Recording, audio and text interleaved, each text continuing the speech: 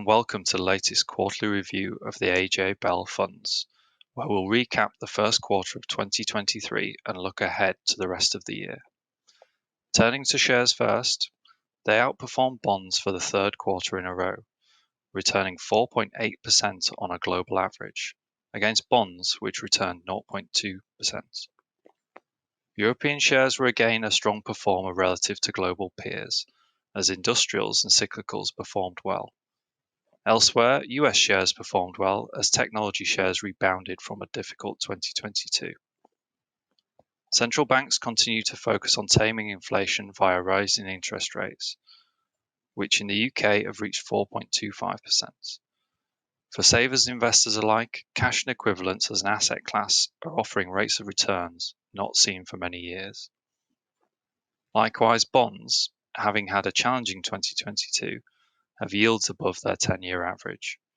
This reflects the increases in base rates and a heightened awareness of poor economic conditions affecting companies. Gold moved towards the psychological $2,000 an ounce mark in March, as expectations of further increases in interest rates tempered.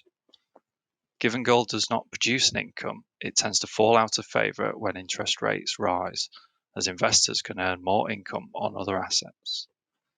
The US dollar also weakened, making the precious metal cheaper for overseas investors.